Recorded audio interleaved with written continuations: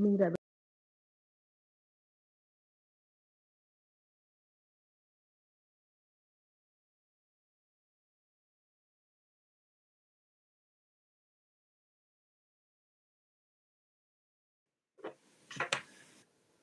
So, good evening to one and all present here.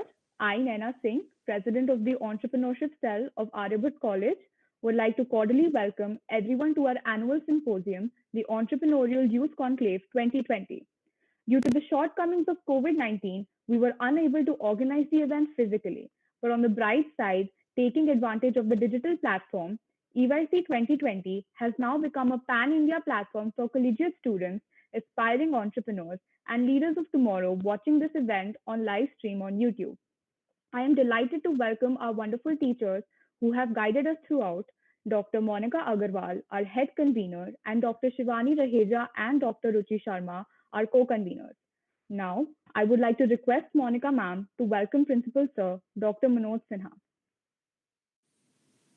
Thanks a lot, Naina. Thank you so much. A very good evening to all of you. I, on behalf of Entrepreneurship Cell, Aryabhat College, University of Delhi, welcome you all to an online entrepreneurship youth conclave 2020. We as Entrepreneurship Cell feel the responsibility to pave the path for various avenues and to develop the entrepreneurship skills in our students. Now, this event would act as a lamppost for the students so that they can be aware about the repercussions of the pandemic on various industries, and thereafter there I could say a rescue plan or a survival plan. So it is both an honor and a privilege for us to have with us stalwarts from different industries to share their experiences and to enlighten our students. I welcome the three panelists to this event, and I'm thankful to them that they are able to take out their valuable time for our students. Principal Sir, I'm really thankful to you, Dr. Manoj Sinha, our principal, for joining us despite his busiest of schedule and taking out time to encourage our students. Sir has always been our motivational force. Rather, I really I take an inspiration from his zeal and energy, that how he manages different platforms and be available everywhere at the same point of time. Thanks a lot, sir. Thank you so much for for taking out time and being here to encourage our students. So, few words from your side for our students.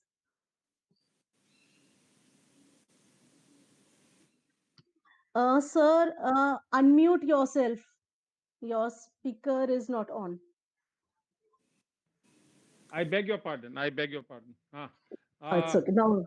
Thank you. Thank you so much, Monica.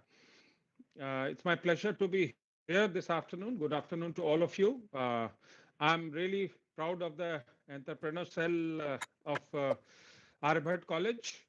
As Nana was telling you right in the beginning, that the COVID situation has thrown up new situations in front of us, and we are adopting fast. And as the virus of COVID-19 keeps mutating itself, so do we.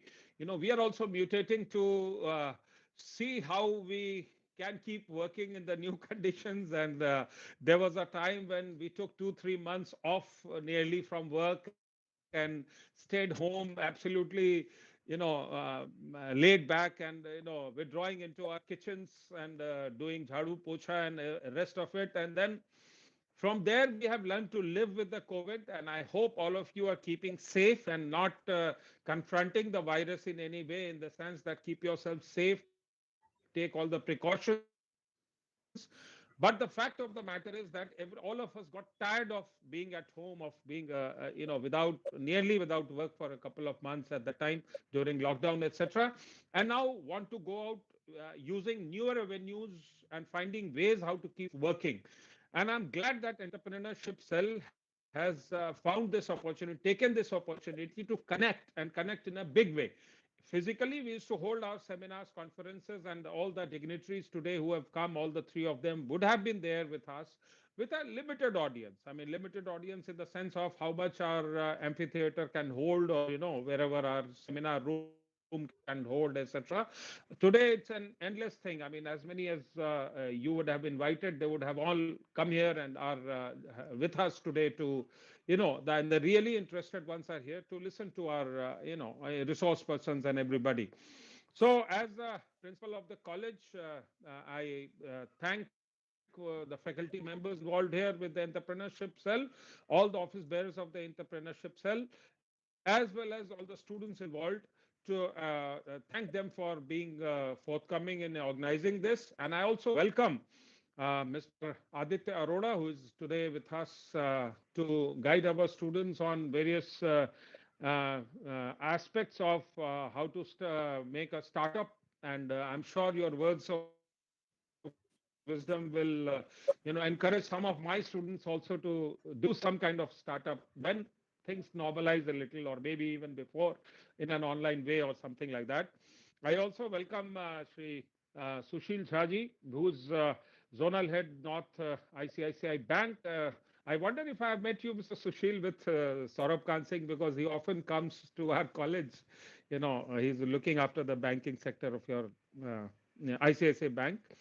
And Mr. Akshay Jain, who is founder of the All Nourish Healthy Foods and Food Tech Campaign. I welcome all the three of you. I wish that physically we would be able to meet you on some day when things get normal.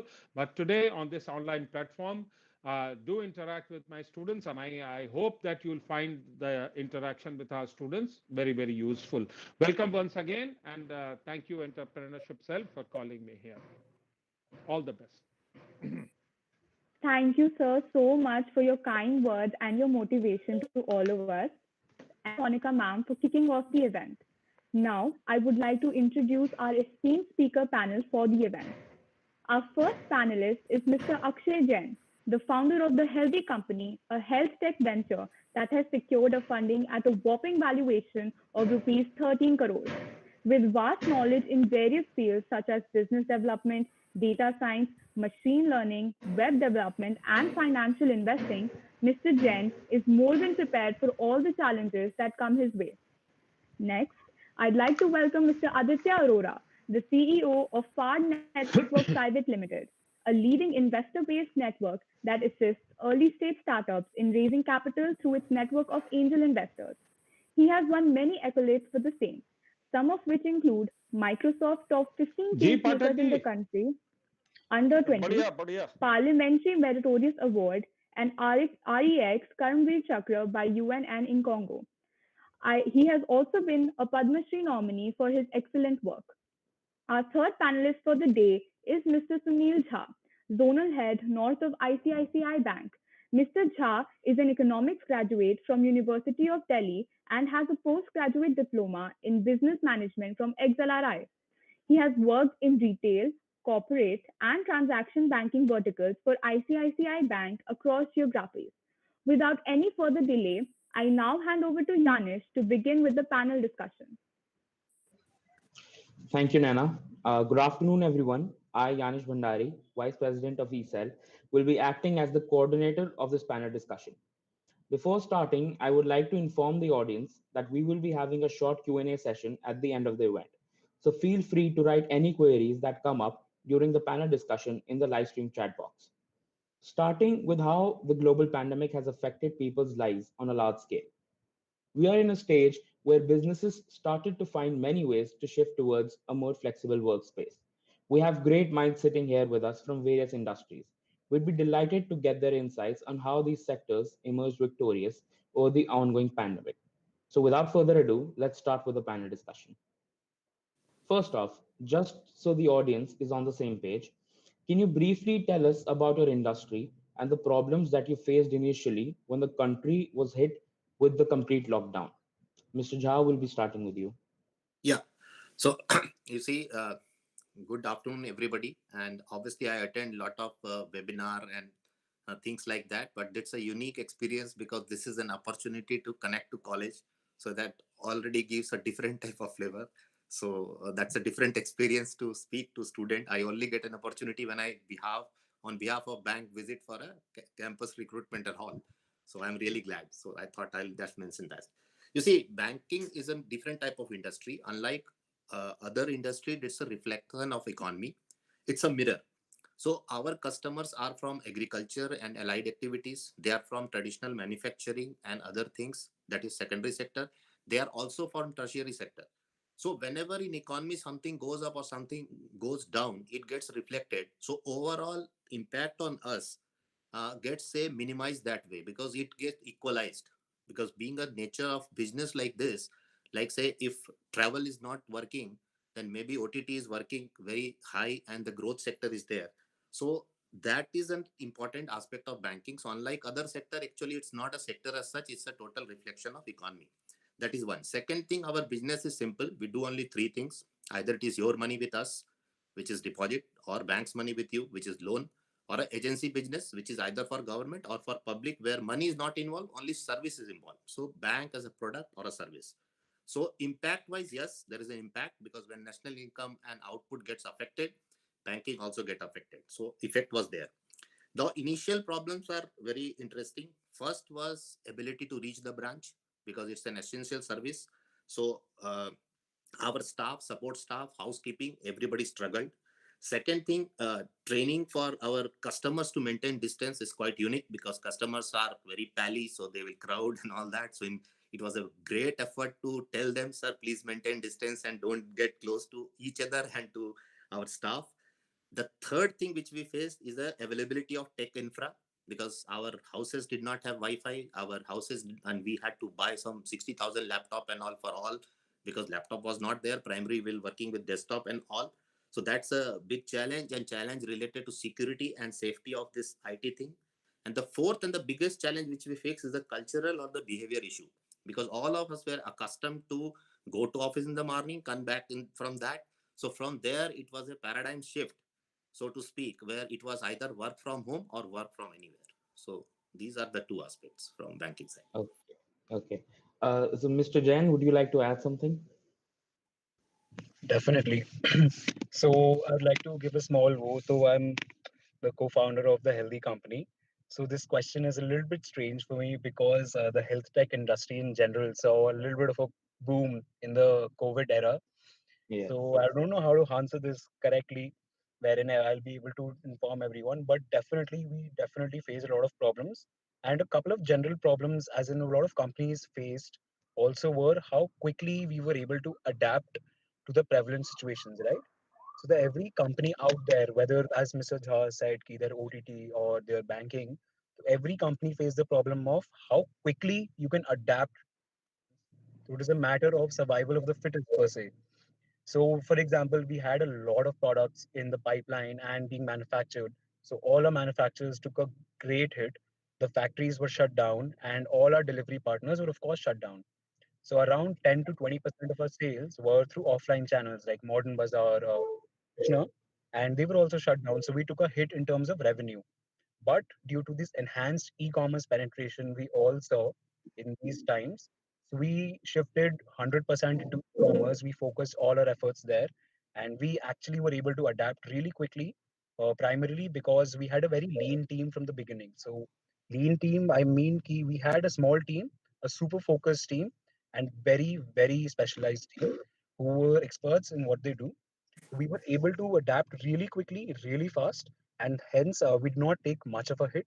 And we saw definitely a lot of the people switching towards teleconsultation, telemedicine. So this industry in general is booming, and I hope, of course, this boom never ends. This boom is ever going. Yeah. Thank you. Thank you. Mr. Lora, let's hear something from you. Sure. Yeah. So, first of all, thank you for having me here, team ESL Aryabhatta. And in fact, glad to have panelists whom I've been directly or indirectly connected with, Mr. Jha and Mr. Jain. Thank you so much. It's lovely to see both of you here. My industry is also banking, but it's more investment banking, right? Wherein we deal with private investors to pool in their capital. So we are also representation of economy because investors put in money in certain sectors where they feel these sectors would boom because they're not putting money at this point of time. So any company that we are investing in COVID, we're not investing whether they will win COVID or not. We are investing in them whether they would emerge out of it 3 years from now and would start generating positive bottom line figures and would start generating profits as well. That is always the concern. For us, it's a two-way sword, right? So startups are the riskiest asset class ever, right? You consider any financial instrument, and investing in startups is the riskiest asset class because there is no history of the company. There is literally no assets to back them, right? And the COVID acts as another layer of risk, wherein of course it tells that most of the companies, they are not even earning revenue from the past 2.5 months. They've shut shop, and some of them have taken loans to pay their operating costs. So that is the challenge for us. We have specified certain sectors as of course that's quite enabled. So we have focused on gaming, we have focused on OTT, we have focused on life essentials, we focused on healthcare as the sectors of investment. And some sectors, of course, as travel, hospitality, are the ones which are not facing, or sports are not the rising sectors right now. And just the last thought. So in COVID, the very interesting thing that I've noticed about the industry from the investor side, since we are both on the buy side and the sell side, is that some of the investors, they're not putting capital, which is okay. They have their own risk assertions. They are individuals, right? Some of the investors are now have more amount of cash in their kitty because they are not spending on going for vacations. They are not spending on having food from outside. They are not spending on luxury, right? They are at their homes, so they have more investable disposable income to invest in startups, right? And some of these investors have gone ahead and invested in multiple transactions. And also time is the biggest factor, right? Investments are all about timing. And in COVID, we have got more time because people now, of course, are not traveling. People are not going outside for coffee. So imagine millions of dollars are being pumped into the startup without even meeting the founder once, right? You haven't even met the founder once, and you've put 2 million, $2.5 million on them without even having a single cup of coffee, without even seeing their face. So that's the evolution of India as the new startup capital, where of course investments are being executed over Zoom, and we are having more time. Investors are taking time to evaluate startups, and they are becoming wiser day by day, which is of course a very good thing. Okay. So let's move on to the next question. So it's no surprise that every industry face some sort of repercussions. So according to you, what steps can the organizations themselves take to get back to the pre-COVID level? So you see, there are two things. One, which is an external locus of control on which nothing can be done, so we will wait. On what we can do as an organization, so four things I mentioned. So we have to take step which we had taken, like we invested big time in infra. We asked people to get connected. We trained people to work from home, take care of the safety security, bought some systems in place through which workflow can be changed and work can be done in lieu of sitting in a place. And we did lot of training and soft skill related thing. So on the fourth thing which we face, we simply worked on those four things. Other things which we have to wait for economy to revive and all, not much can be done. And one thing automatically got settled because earlier reaching branch was a challenge, but as when metro has started, taxis have started, things have eased out. So that there was not much from our side to do. Okay, so Mr. Jain. Right. Adding on to that, I feel the number one factor which every company should consider, anyone, be it a startup or a company, is the flexibility it can introduce into their decision making processes in their financial models and business models out there. What I mean by flexibility is key, how quickly you can reevaluate your whole business model in terms of, let's say, COVID was a pandemic, and I hope it never happens again, nothing of sort, but we have to be prepared. And it was an eye opener what can be done in a real quick time in terms of terrible things which can happen, either be it for customers, for investors, anything can go wrong any point of time. Either one of your strategies can go wrong, any one of your decisions. So it's about introducing that flexibility going forward. How flexible are you in changing any things from top down, taking a top down approach, bottom up approach, anything? How flexible can you become in changing their entire business model, maybe overnight? So I'm not sure ki how many of you have seen a amazing, very intellectual Josh talk by Captain Raghu Raman. So it's a very great talk wherein he just stands there and tells us ki how this massive unorganized sector, or what we call it the unorganized sector, the street vendors, the anyone, Thelawalas, the shopkeepers, how they are the main revenue bringers of the country and how quickly they can change their revenue models. Imagine somebody who's selling, what do you call it, colors on Holi. It's the same person who's selling patakas on Diwali and is changing the location instantly. So that's the kind of thing he goes on about, telling us ki, while we are claiming to be the organized sector and we think so high up, we should be learning from these sectors and how quickly they can change their daily revenue or daily wages. What we are calling revenue, it's wages for them. How quickly they can adapt to those situations and how much we should learn from them in terms of introducing that flexibility going forward. Okay. Thank you. Mr. Roda? Sure. So for us, we did a few things. Of course, we have been working from home, all the three of our partners. In fact, that's a good thing because I stay in North Delhi and my office is in Gurgaon, so I'm very happy to stay at home. Secondly, what it has done is that we've automated the entire process of investment. So right from your due diligence, right from your share signing, right, you have to go to investors every time at their place and get the your SHA signed. So we've done all of that online. We've been very quick to adapt to a completely online process, which we were not before COVID. We were doing pitching events, we were doing investor forums offline. That is, of course, the second thing we've done. The third that we have done is an extension of what Akshay said. We have asked our founders to change their projections, to change their financials as per the COVID. And it's a very hard thing because you don't know where COVID would end, right? That's the biggest challenge, and that's what the spot of bother is. Because even if you plan or you prepare something, you always know that this is where it would end, right? If you, let's say, plan to watch a Netflix show, you know your class is getting over at 8 and you can watch it at 9, but here you don't know when your class would end, right? So that's the biggest challenge we've had. But what we have done is, in our pitches as well, we've said to the founders that okay, you're pitching, you are pitching about your business. That is good thing. You're telling about the traction team and everything, but do include one slide which tells about COVID, right? Which tells about how are you coping up with that, and how do you see this as an opportunity? How do you make positive contributions out of it? Because we also want to give our startups that spot of confidence when they are pitching to investors, that we are not treating COVID as a challenge, we are treating it as an opportunity. So of course, all of that we have done.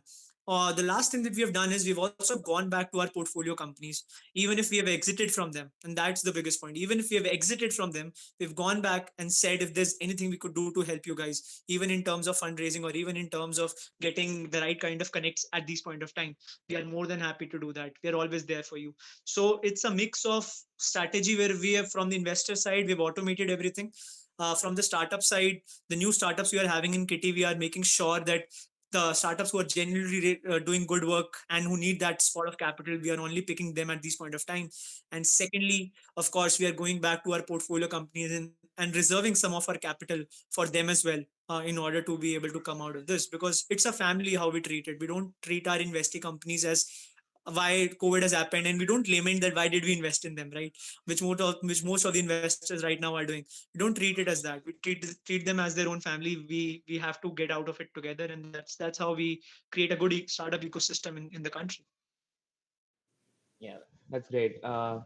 Okay, so looking at the conditions now and the fact that pollution will only make the COVID-19 virus even more dangerous, it is being said that the COVID pandemic might turn into an endemic. How do you think your company will have to adapt to the changing circumstances? Yeah, so basically, you see what Akshay mentioned to flexibility on all. Actually, we tried in a limited way, and in the process of learning, you see, all organizations are very much interested if the cost can be cut. So, a lot of things which were hitherto never tried, we tried, and we got a taste of it that yes, this can work out. So, yes, actually, we have come down heavily on cutting travel, which is not required. We thought it is an unwanted thing. Not only that, the affinity to premises or the inclination that okay, this is my office sort of thing is not there. So we have become modern to a large extent, where your laptop is there, you connect to any of the workstation and work. So that flexibility has come up, which is a major thing. And the third thing is a change in the mindset, that like say we used to have our daily workplace meeting at 9:15. Now we say it can happen in the evening also, or it can happen anytime. It's not necessary that it should be in the branch premises at that time. So these type of small changes actually have happened. We have learned from them, and what we are thinking that a certain percentage of thing can continue. So a certain percent of our thing can continue. We are prepared for the long run. So now the thinking is that what is not necessarily to be done at the branch, which is a customer facing, and I'll repeat, we are an essential service. We have to keep that open. Unlike other industries like IT, where they have a choice to put everything back, we cannot do that. We are mandated by regulation to keep our office open, but we are working on that, and that type of thing, we are not concerned. So even if it is an endemic, actually, if you recall, from 23rd March till April, it was a major shutdown. So nothing can be worse than that. So if we have, say, managed that, so I think everybody is geared to manage an eventuality. So I'll put it that way. Okay, great. Mr. Jain? Right. So the number one thing I have noticed in terms of the companies adapting, so basically the health industry is shifted towards a health tech industry. So what I'll give an example. For example, what we used to do earlier, do pre-COVID times was we had a range of products, and anyone who bought the products, they used to get free one-on-one consultations with a nutritionist, right? So we had a lot of number of nutritionists out there, and we could have arranged a lot of nutritionists there for a one-on-one meet. But the thing is, since COVID, it has become impossible for the people to actually go to a nutritionist and consult them. So we had to shift everything online in terms of people getting consultations on call and getting consultations on video conferencing. Just one second here.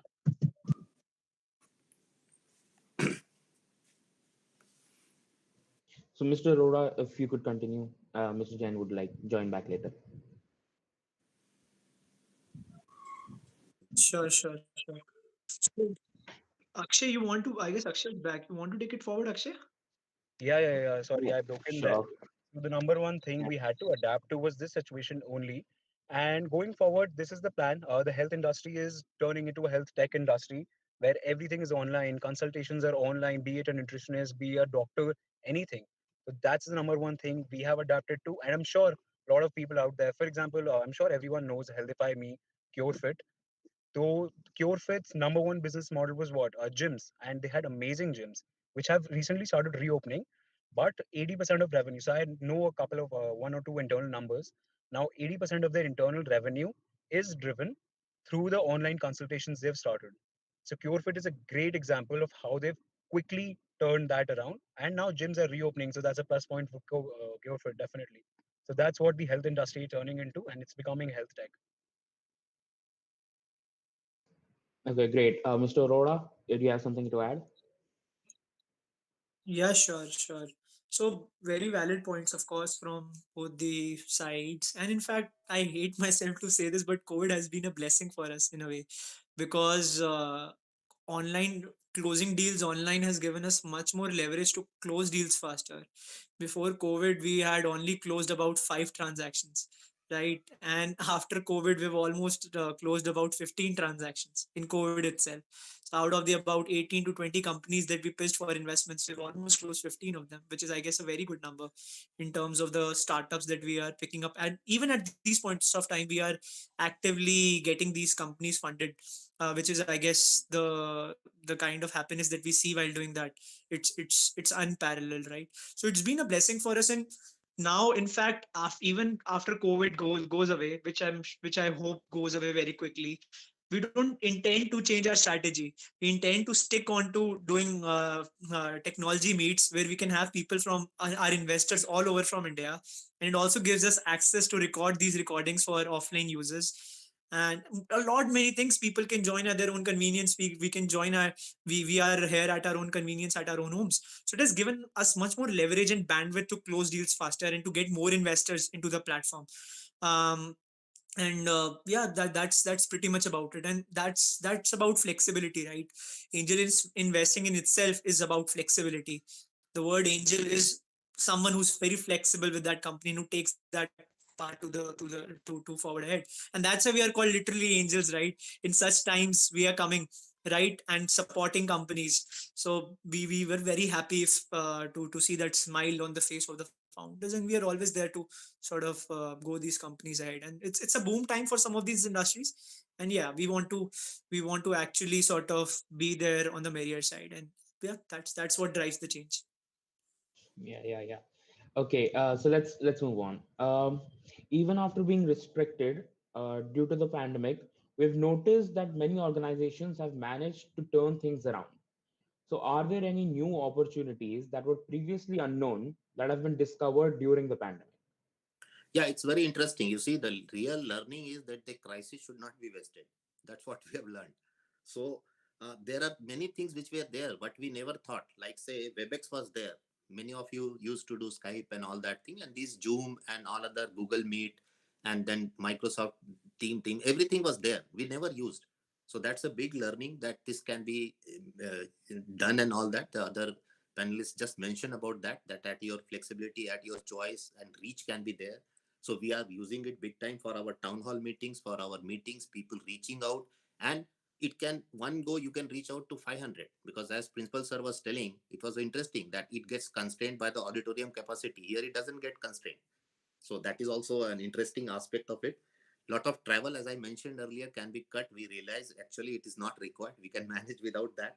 And then uh, we also said that bulk of home option was there, so nobody had stopped. You see, in a limited way we were doing work from home, so we got a taste of it, but we could never think of it that yes, it is a possibility. There is no need to add to travel cost and travel woes of staff, and we can work on that. So these type of interesting learnings are there in terms of things which were existing and which we could have thought of, but being in the say, as people say that say out of box thinking in the management jargon, it was not there. And nobody, so many people are there. We hire consultant also, almost this say think tanks are there. We do this sessions where this exercise of original ideas, this that happened, but nobody came about these things. So this crisis has been a great learning for us, that lot of things can happen. Like say another thing, that meeting can start and end in time. So that is another thing we have learned.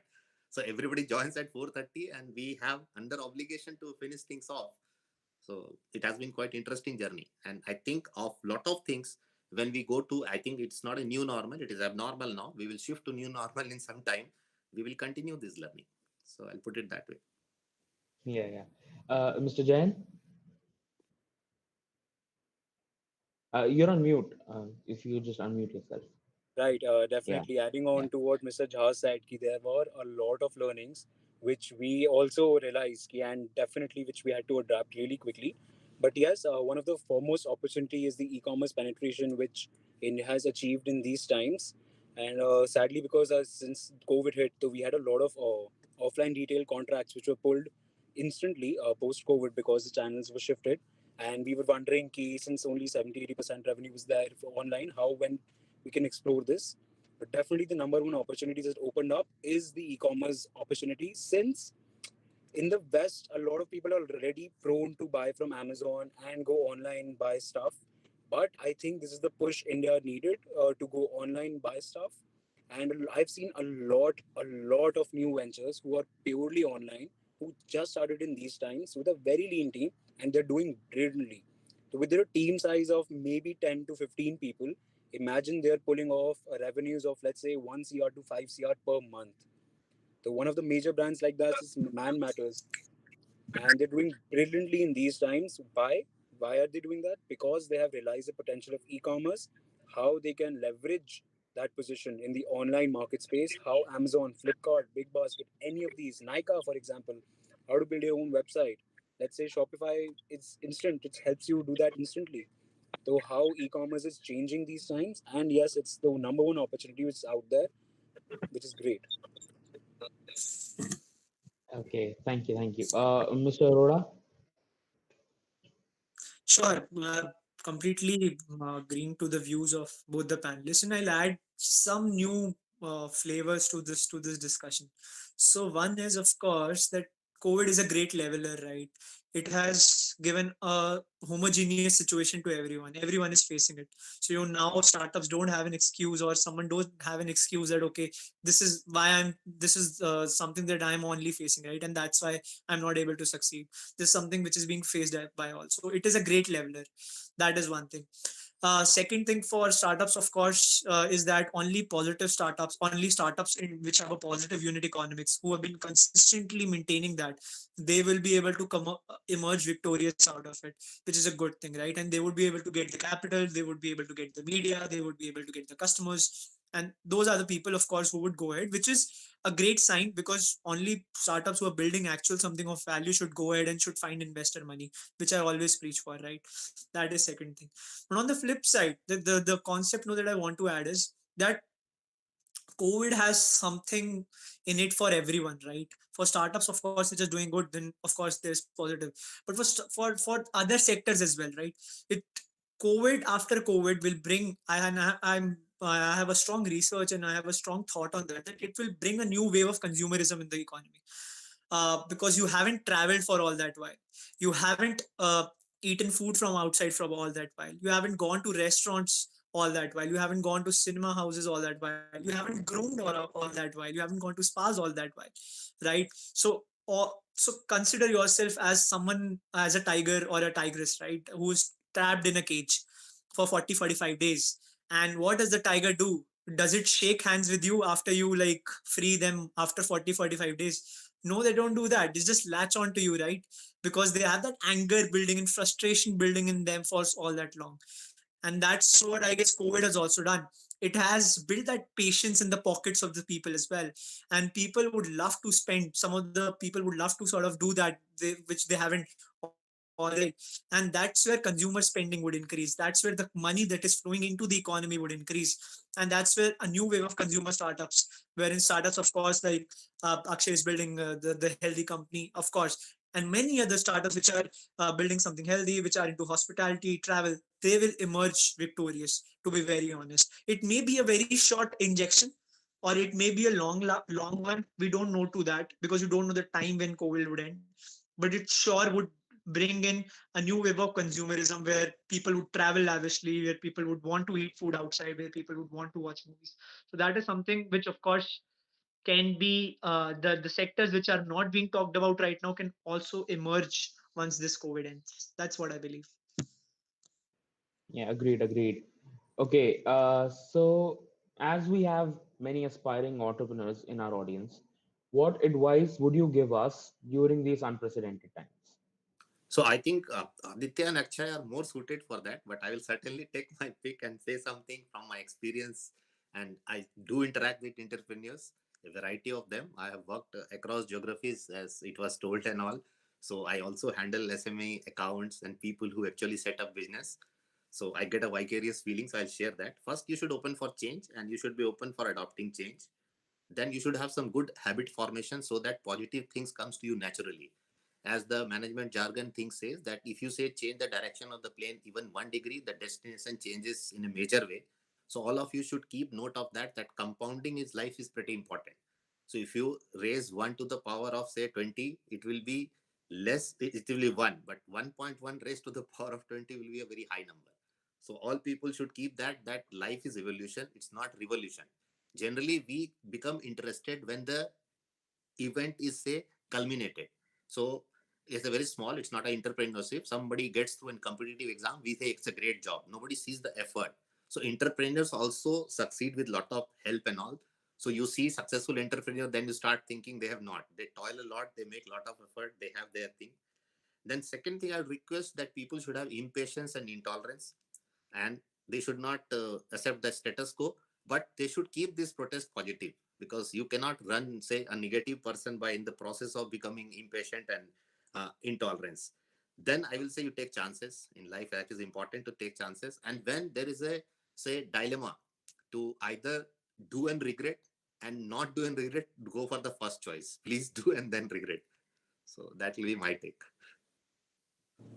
Okay, so Jan, yeah. Yeah, right. So I feel a very good vibe here because I can see a lot of young people on the call and maybe there.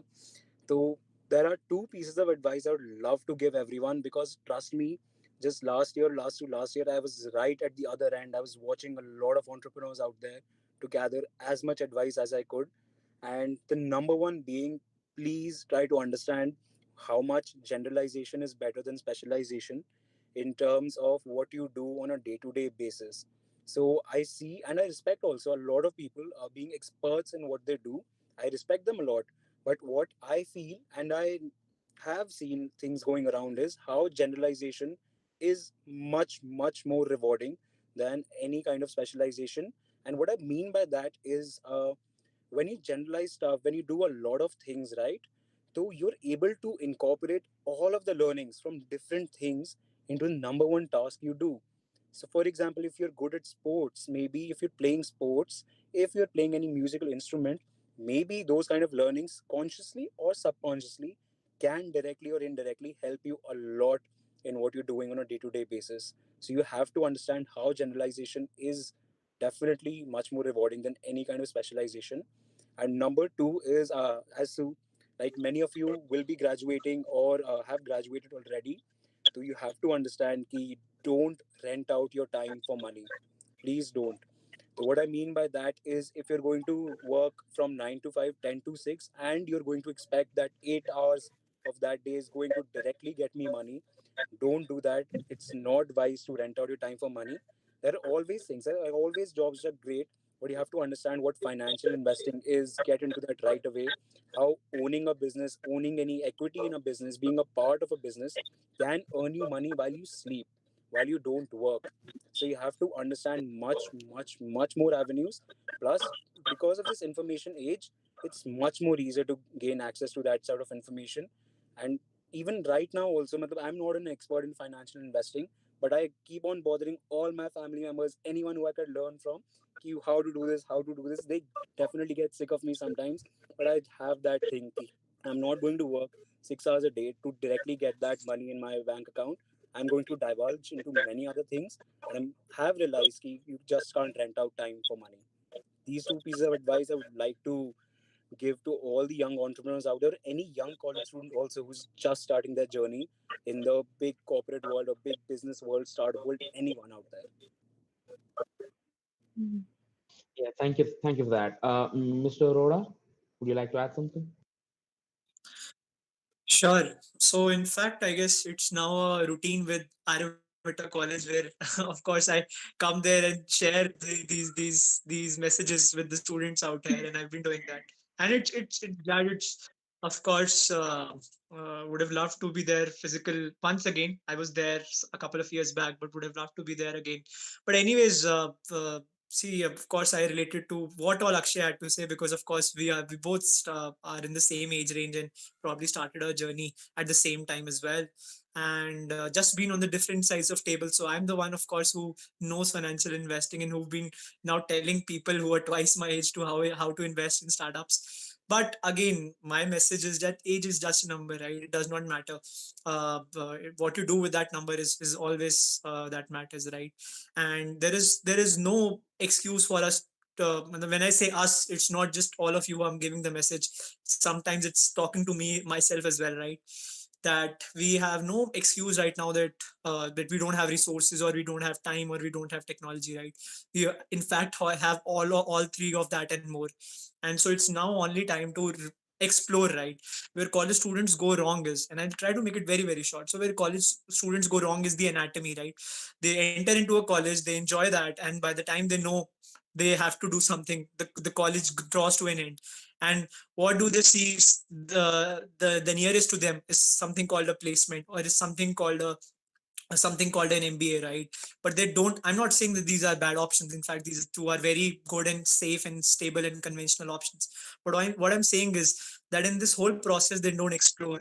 They don't realize that maybe this can be something for you, right? Maybe let's say entrepreneurship is that something for me, and that time goes away because it takes time to build a venture.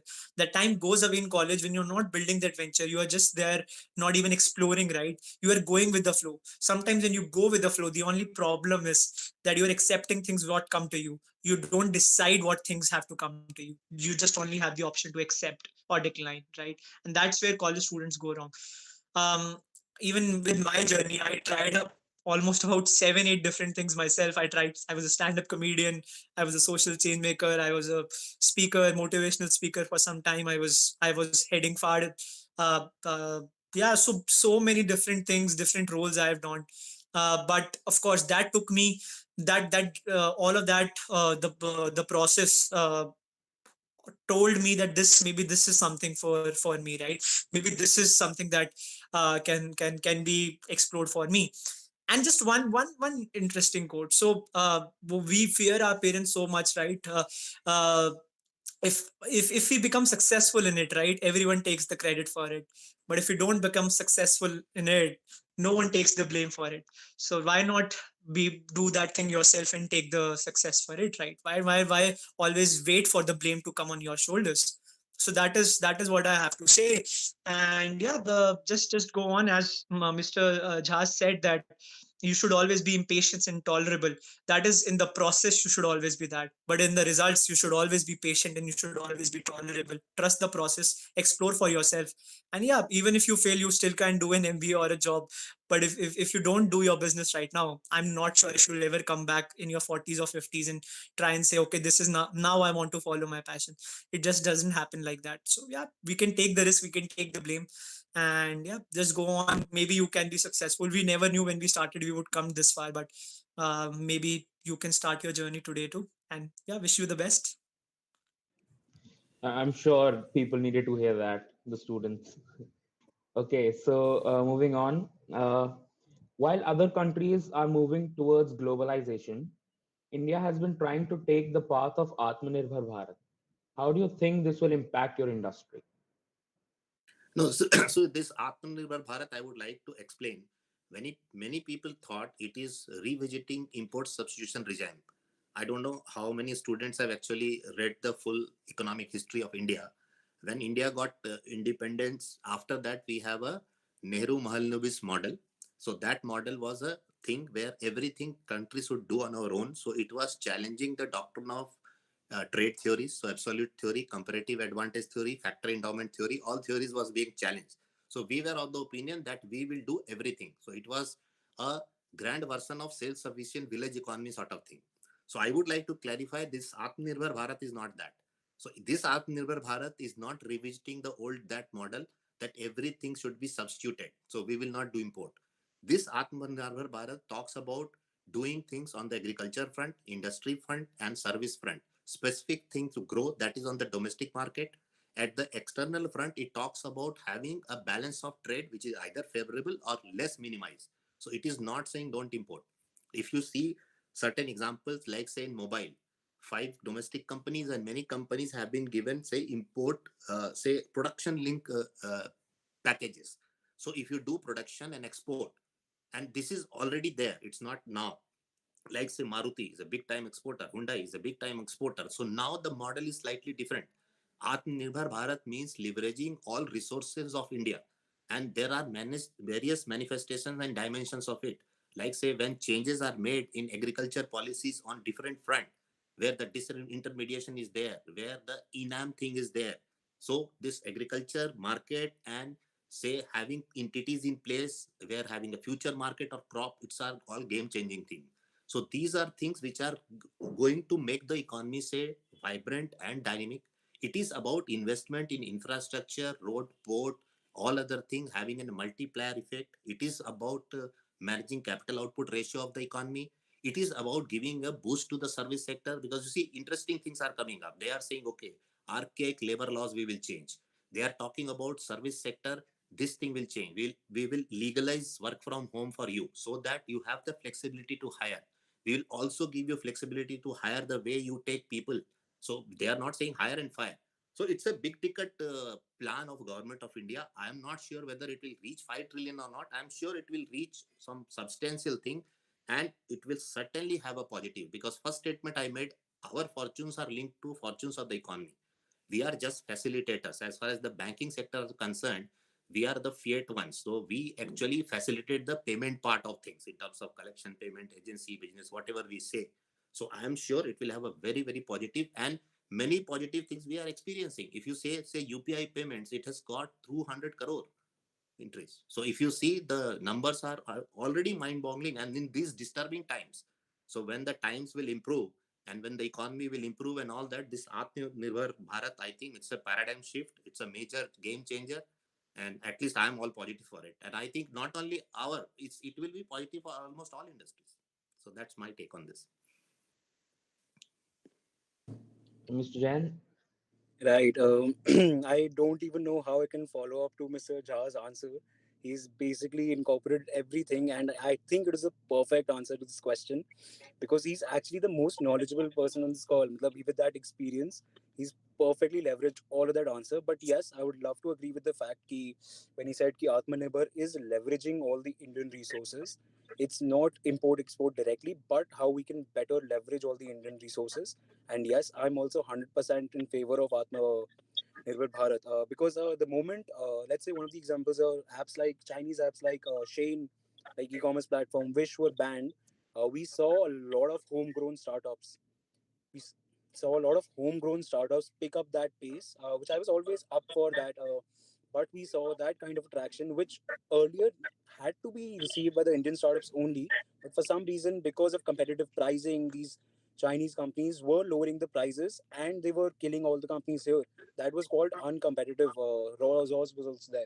But because of this Atmanirbhar Bharat initiatives which have been taken, all the unfair competitive pricings which are being brought down, I'm all pro for this, and I love how all the homegrown startups are picking up that pace, which they deserved in the first place.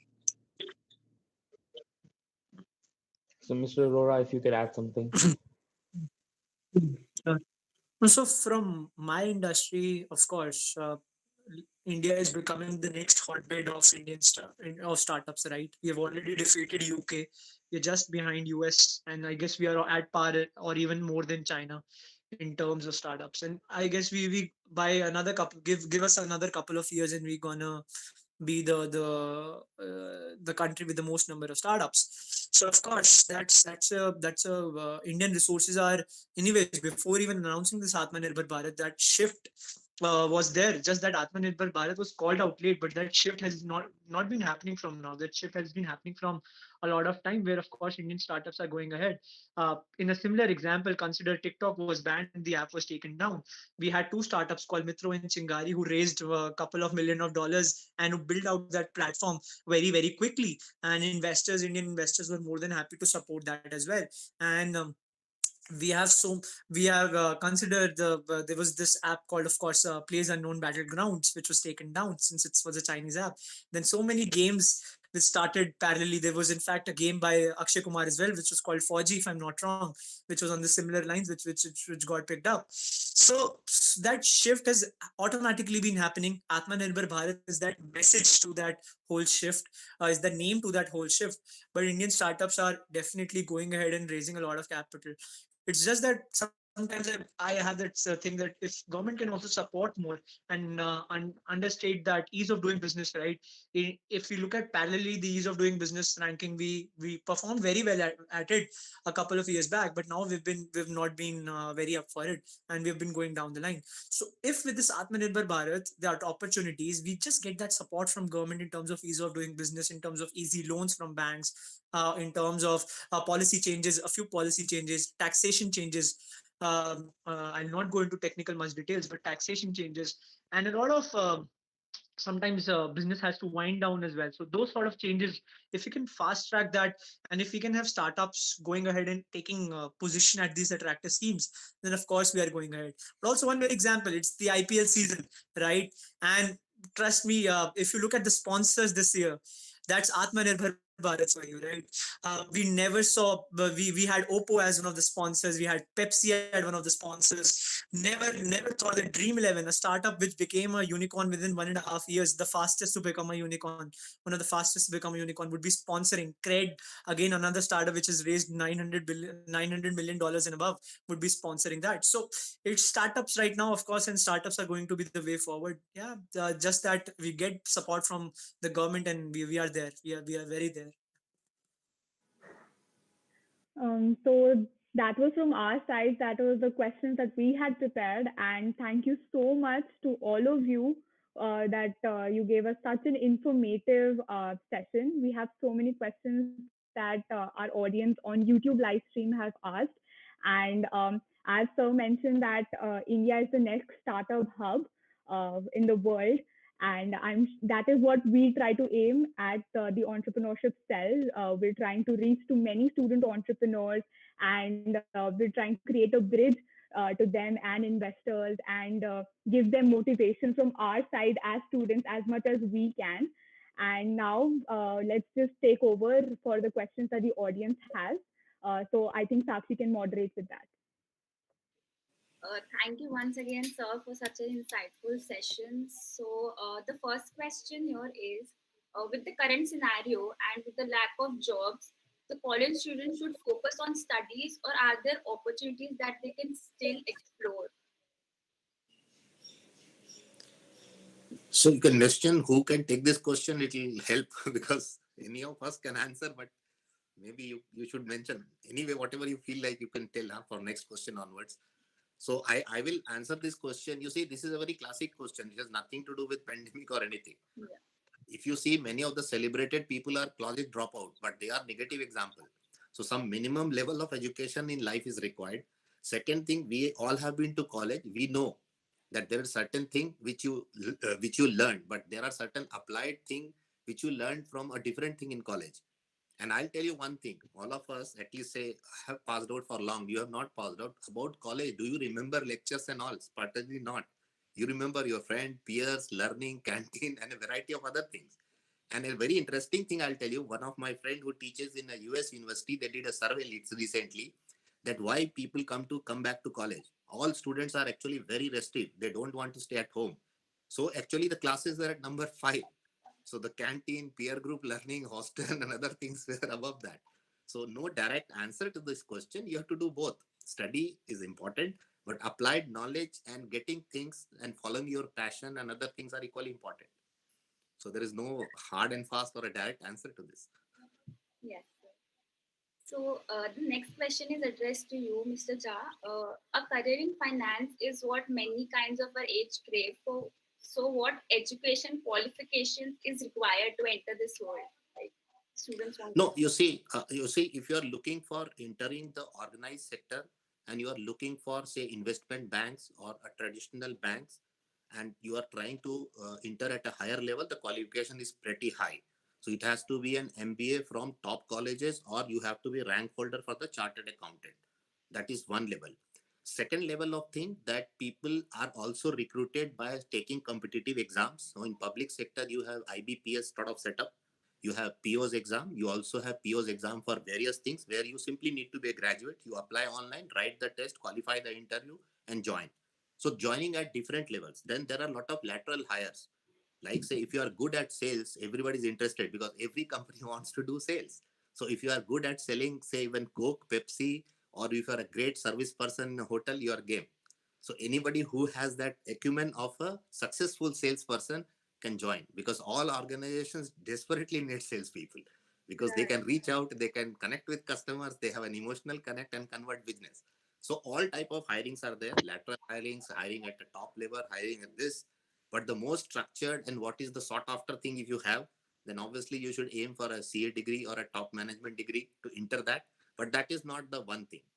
And in life, once you enter, all are same. So if you are more successful in getting business and all, so all level of hiring everywhere it happens. Not only that, when you talk about finance, it's not only bank and investment companies. We have a host of NBFC, we have a host of so many companies, startup people you start, large number of financial supply group companies have captain sponsors are there. So it's a huge world. So if you are interested, and as I would say, you say if you are interested and if you have passion, then come. So all options are there. Yes. So the next question is like, what all measures should be taken by small entrepreneurs from the rural and backward areas to be in the competition with such grown-up entrepreneurs and the companies that are leading the market these days?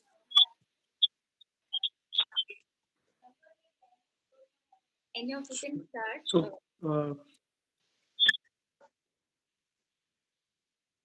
hello. Yeah.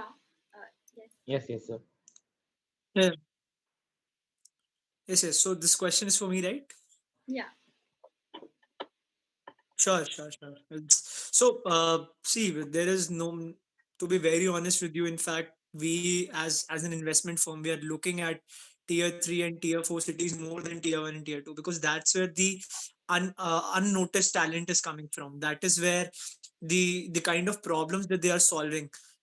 is coming from. In most of Delhi or Mumbai, Bangalore, sometimes we are just fed up with the kind of concentration that is there with startups, right? Because there are already so many startups and already they're getting funding. So we are looking beyond that where a lot of unnoticed talents goes. So there's nothing as such that these are more grown up or these are more less known, right? Unless a degree in finance, um, entrepreneurs don't have a degree, right? You don't need to go to college and say, okay, I've done entrepreneurship from IIT Bombay. I've done entrepreneurship from Shriram College of Commerce, Delhi University. Don't say that, right? So entrepreneurship is a skill. It's a lifestyle, right? And it's a lifestyle that someone embeds. It's not based on your education as such, although education is important, but it's not based on education. It's based on how do you apply that practical things, how do you see things in a creative manner which other people face. So there's no competition as such. You just that you need to be very focused on the problem that you have, right? A lot of times entrepreneurs go wrong even in tier 1 cities or tier 2 cities, it does not matter, but they go wrong is when they try to pick up the wrong problem, right? When they try and first building a solution, okay, my startup will do this, okay, my startup will do that. They start thinking that from first day, what will my startup do? But they don't actually think what is the kind of problem my startup is solving. Even if let's just say my startup will deliver groceries, does anyone want groceries nearby? Not really, right? So of course that's where you should pick up that the problem that you're solving is always right. And if you know your customers well, if you know to serve them the right quality of products, I guess even if you are tier 1, even if you are tier 3, in whatever tiers you are in, you will be bound to be successful. Yes. Thank you. So the next question is addressed to all of you. So after the pandemic is over, would you still prefer to keep your businesses and startups online, sorry, or would you rather get back to the normal functioning? Like, would you rather still be offline? Mr. Jain, if you could say something on this. Yeah, definitely. So, in terms of, let's say, when the pandemic is over, so whether to take a call on taking the teams online, teams offline or online. So, in two perspectives, so either revenue online or offline, or our daily day-to-day workings also offline, online. So, we are definitely yet to explore more and more penetration on e-commerce. But yes, offline is a good channel, and as more and more people will start stepping out, there's no denying the revenues will be there in terms of offline. But in terms of remote working, right? So there is a huge adaptation in terms of what the companies have done, and they've learned to remote work remotely. Plus, they have managed to cut costs because of that, because there are a lot of employee expenses, employee benefits, and office expenses don't need to take care of, right? So yes, we have that plan in our books where we'll be only calling our key positions in terms of to our offices, but most of our team members will work remotely because A, it's their comfort also, and B, we are cutting down expenses that way as well. So definitely that way.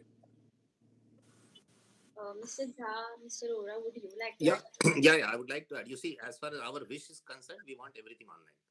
But we will get constraint, like say for individual, video KYC is on, but for limited companies, RBI doesn't permit. So physical visit and document seen verified type of stuff is required. There are certain customers who still prefer that way. There are certain government entities who still prefer that way.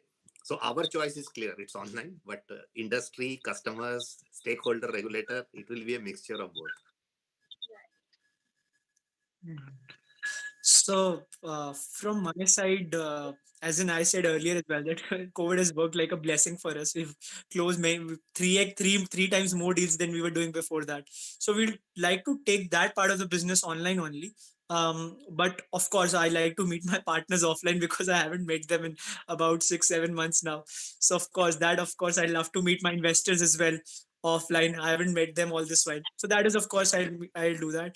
And of course on a personal side as well, since I'm involved with a lot of teaching education and a lot of sessions as well, I want to do that offline because I'm so done with these Zoom sessions. Every time looking at screens, I'm just so done with that. So that of course I would love to do that often, actually have that mic in my hands. I actually want that. Been missing that for a long time. Yeah. Mr. Jha, next question is for you.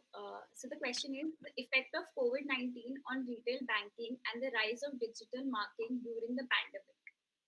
Like, Yeah, what? so in fact, you see, in fact, the joke is, as it goes, many of you would have that who is responsible for digital changes, CTO of the company, CEO of the company, or pandemic. So answer is pandemic, COVID. So that's the joke.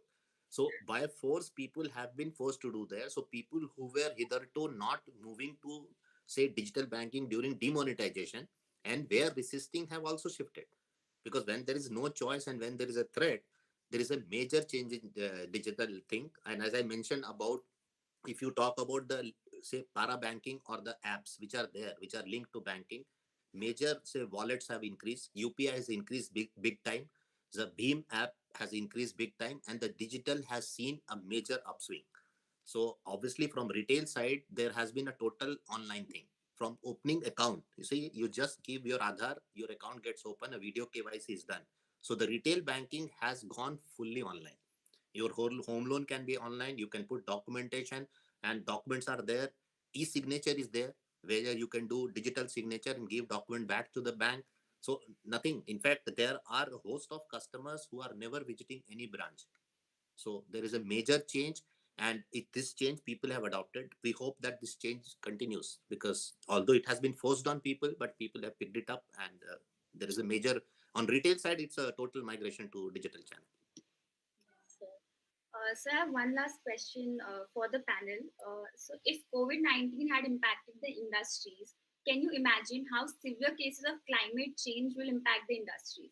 So, like, what are your sustainability plans or programs for your industry or your businesses in the future? Like, how are you going to tackle that?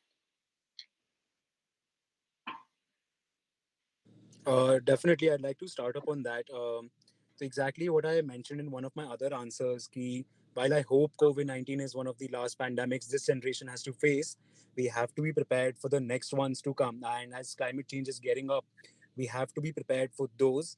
And in terms of the same thing, which I'd like to repeat, is we have to introduce that sort of flexibility, because while we are all hoping for the same, we know it's going to happen in some sort of way or another. While it may not be that severe, but be it your customers, be it your teammates, be your investors, you have to think for all of them. And that's why you have to introduce that sort of flexibility in your business model, in the company, in your decision making powers, so that whenever something happens, for the worse or for the good, you're able to make the best out of it. So it's literally being able to make the best out of those situations, and how fast you can do those. Right. So So, you see what I, yeah, sorry, you wanted no, to. no, continue, sir. It's okay. Sorry. So in fact, what I see, climate change is something like a silent killer. It's a diabetes type of disease, and here it was a heart attack type of stroke. So you react. The things which you Hmm. damage you in a continuous way, you are not much bothered. But yes, we need to be bothered. So a lot of initiative organizations are taking, like say they are putting solar panel, they are making eco-friendly thing, they are making offices in such a way. We are party to that. That our offices say need a lot of sunlight is there. We don't need electricity. We can have a system in place where solar power is there. So such things are there. Say if travel can be minimized, so uses of say diesel and all that emission. So yes, organizations are concerned and everybody is working for that. But the damage is slow, so people don't react that way, the way they react to pandemic or something. Yes, sir. Alright. So, interesting perspective. So, from my industry, see, climate change, as Sir said, is a long haul, right? We can't prepare that. It's not an advanced test that you have to sort of prepare for today. It's a test where you don't know when your test would be, but you just know that it would not be anytime soon, right? So, so we are started preparing that in our own ways in terms of we are picking only those startups which of course are not harming environment a lot. We most of our startups are tech startups, so of course even the consumer startups that we have, we try to make sure that of course they are not harming that. In terms of fun things, so in COVID, what we've done is we've started picking investing in companies which are impacting environment in a positive way. So two of our companies, I would not, of course, two of our companies. One company is creating like an Uber service, but they're only doing it with EV cars. right? So they are only doing it with electric vehicles. So we have backed that startup, and so many of the other investors as well backed that startup, and we had like celebrities as well backing that. So of course, that is one mobility is one aspect where we believe climate is being impacted a lot in terms of the emissions or the carbon footprints that generates from that. But we have invested in that company. The second idea that we backed in this lockdown was a company which is retrofitting batteries into rickshaws, into two-wheeler rickshaws, two-wheeler and three-wheeler rickshaws, mostly three-wheelers. So they're doing that in three-wheeler rickshaws and converting them to electric vehicles, right? So they are removing the pedal, they are retrofitting the electric vehicle battery into the system of these three-wheeler rickshaws and converting them into an electric vehicle, and they are regularly replacing that so that overheating does not happen, right? So these are the two interesting kind of opportunities we are backing, and we are looking for more opportunities like these. But these are the two we have backed so far. We've invested money in them. So at our own end, we are trying that some of our portfolio companies are actually catalyzing the environment in some positive way, and we plan to have more of these companies. Just that, of course, we have just started, and yes, we look forward to the way ahead. So lastly, if any of you have something to add that we might have missed, or if you want to advise something to our audience before we wrap the session.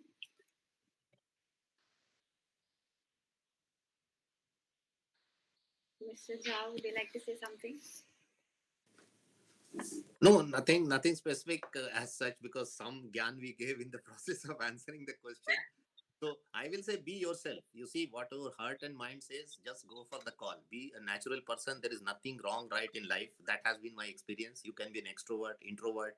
Life is too diversified. It don't get by a very stereotype thing.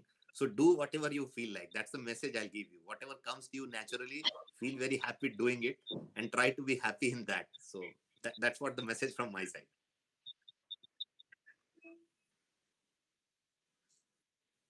Mr. Jain, would Right. To add on to that, I think we have a lot of young crowd there on the call and on the YouTube live video. I think the right perfect thing for them would be that start taking risks as much as you can and don't be afraid of the failures. Expanding on to what Aditya had said previously, it's the perfect age for you. Even if you fail, you can do it all over again. Nobody's there to judge you. Everyone will be there to congratulate you when you win, but nobody's going to stand by you when you lose. It's fine. Take as many risks as you can. Don't be afraid of the failures, and it's only going to get better even after you fail. Right. Thanks. So, I guess my message, of course, on a lighter note, would be to use mask and have sanitizer always with you. But that is, I guess, the message that you are getting all along. But on a serious note, my message would be that the best way to deal with any failure is to not look at as one, right? And the best way to deal with lockdown as well is to not look it as one, right? If you just look at lockdown as a lockdown, trust me, it every day passing every day would be a tough challenge, right? Another thing that I would just like to say is that all this while, focus on your mental health as well. That just not have too many things coming up on your mind. Don't try to overthink too much. Sometimes in the horde of being productive, we turn out to be overproductive. We end up doing not a lot, but in the mind the overproductivity happens to such an extent that we get exhausted. And it's exhausting, right? Every day your screen time is increasing, your eyes are getting affected, your mind is getting affected, right? So have relax as well, okay? Not exhaust yourself, because if you are not there, then nothing is here, right? And focus on your health, focus on your mental balance. Explore much, utilize this time that you are saving traveling to college or attending lectures in between, if you do ever do.